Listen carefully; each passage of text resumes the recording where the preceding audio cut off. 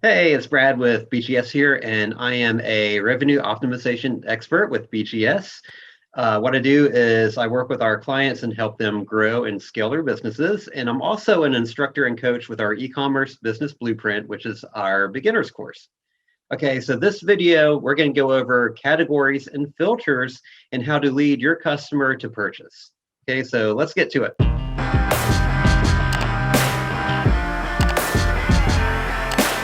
Okay, so categories and filters, 3 tips to guide your customer to purchase.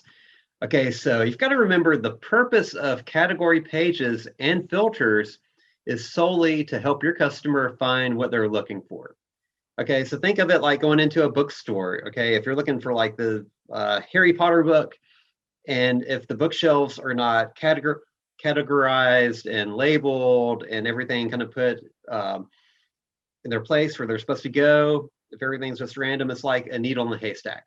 So you just have to remember that the only purpose for the category page is to help your customer find what they're looking for.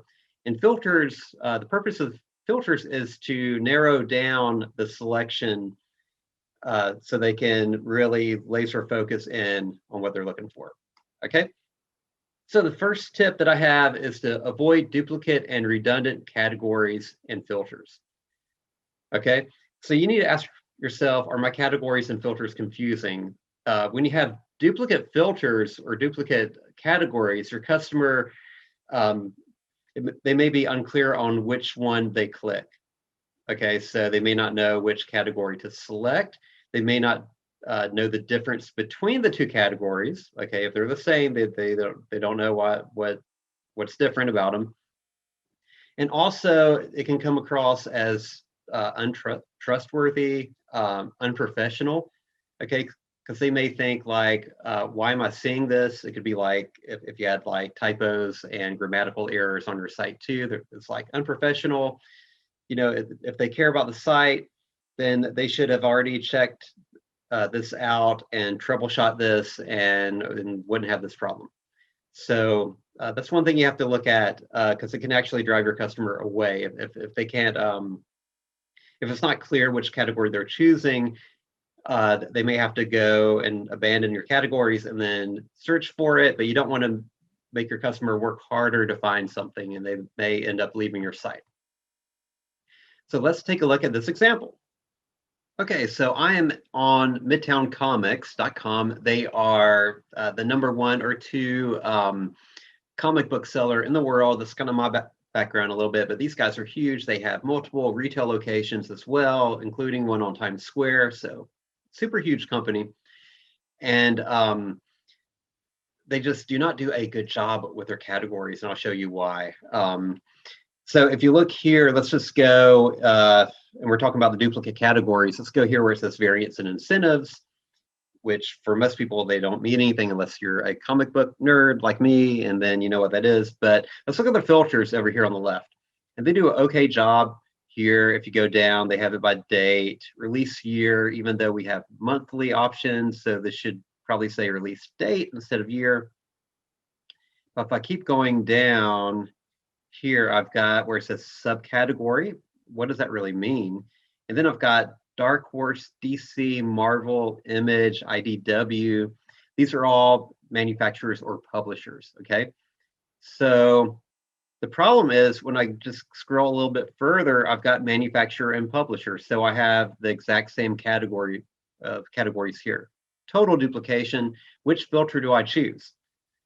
Okay, and it just makes the filters even longer, like more scrolling. So that's something they could easily consolidate. You just get rid of all this here, put this all in one spot.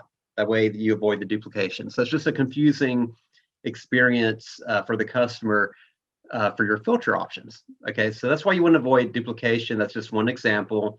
Okay, so let's go to tip number 2. Okay, so tip number 2 is your categories and filters should be well defined and not ambiguous. Okay, so we're going to go and pick on Midtown Comics again. So let's look at this example.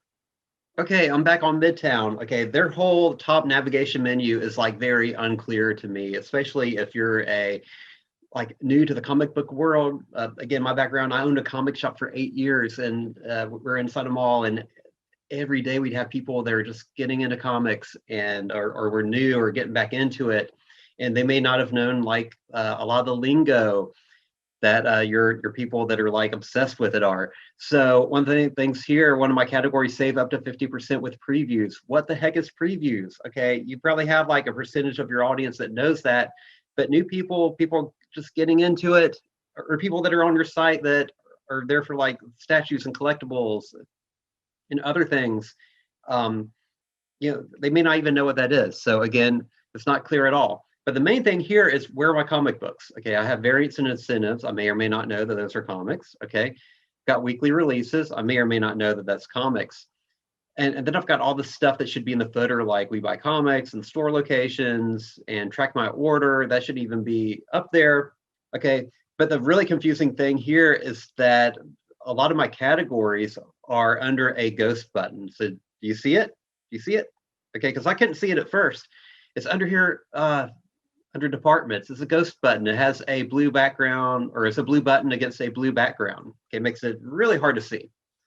Okay, so when I do this, this opens up my mega menu. And when you have a ton of products, you're probably going to have a mega menu, and it gets very challenging.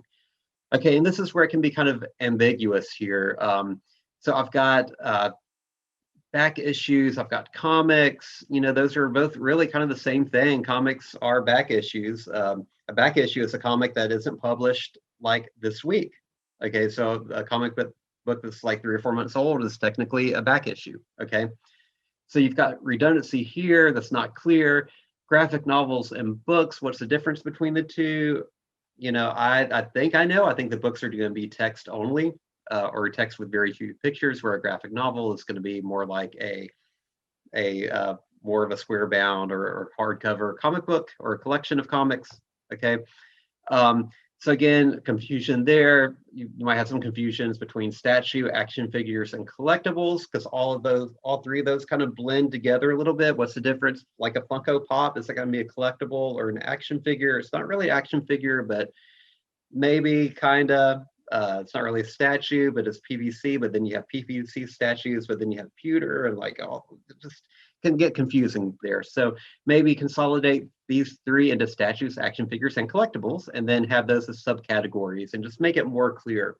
And the way to do this really is to navigate your site like a customer would. And if you can't do it, maybe find friends and family, give them tasks. Hey, can you find this, this, and this product only by using the site navigation through my categories and not my search, and see how they do it. See if they have problems with it. You can also do user testing for this. It's really good. We've got a ton of videos and articles on user test. Okay, so that's a good way to find out about your navigation, if it's confusing, if it's ambiguous, if it's not clear. Okay, so the number 3 thing, removing tags and filters. Okay, so you want to remove tags as filters, possibly. Okay, so a lot of times with tags, a lot of times you can have duplicate tags, especially when you have just a lot of different kinds of products on your store.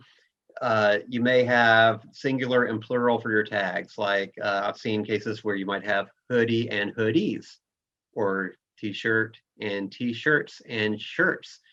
And they can all show up as sorting or filter options from your theme by default.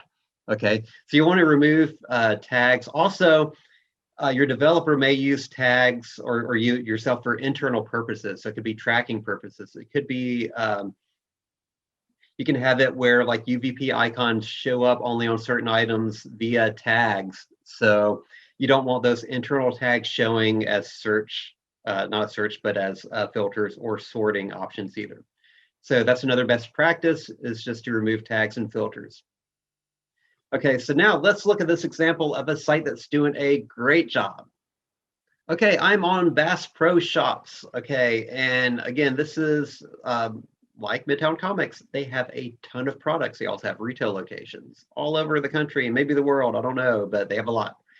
And again, just a mass amount of product that they have, but they do a great job with their categories and their filters. So let's look. Everything is very neatly organized. I know exactly where to go to to find what I'm looking for. Fishing, boating, shooting, hunting, camping, clothing, footwear, auto and ATV, home and gifts, the bargain cave. Okay, so let's go to hunting. Go here. I like that they have a mega menu, but it doesn't automatically open up. Sometimes when you hover and the mega menu just opens up, it covers your whole screen. It can be kind of hard to navigate. It can be annoying. I like it that you click it and then the mega menu opens and you just click off and it closes. Very easy and better, probably better user experience. But there's subcategories under hunting, archery, then I've got bows, arrows, and accessory, crossbows and accessories, optics and scopes, hunting accessories, tree stands, trail cameras, game calls, decoys. I mean, just everything is super clear. I've got no duplication of categories. I've got no ambiguity here. Very easy to navigate and clear and find, and it's clear and it's easy to find what I'm looking for. Okay, same thing, and this may apply to you if you do apparel. It can also be very confusing. A lot of times you'll have duplication where it's with like outerwear. Sometimes you might have outerwear and then you have jackets or outerwear and hoodies. Well, technically hoodie is an outerwear. So a lot of times you can have ambiguity and duplication with those topics. And again, they do a great job. They've got jackets, coats, and outerwear, shirts and tops, pants and shorts, clothing, accessories, hats and caps, swimwear, base layers. Okay, so just everything is super easy to find. They do a great job with this. If I click in, let's look at their filters. Let's go shirts and tops. Okay, filter by availability. Again, this is something because they have store locations. You can do in-store pickup, so that's pretty cool. You can filter by the category, offers, type, brand. Okay, so they do, again, a good job. You've got color, size, price. Okay, so again, very clear filtering options. Okay, and no duplication and no ambiguity there. Okay, so they do a great job. Okay, so that's it for today, and I hope you enjoyed this video. Remember to like it if you liked it, subscribe to our channel. Also, leave a comment if you have a question about anything, or if you just want to make a comment. We'll actually go through the comments and we might find ideas for new topics. So please leave a comment, share, like, and also remember, if you would like us to help build, grow, or scale your business, just contact or just go to www.workwithbgs.com and we can help you build, grow, or scale. Okay, that's it for today, and see you next time.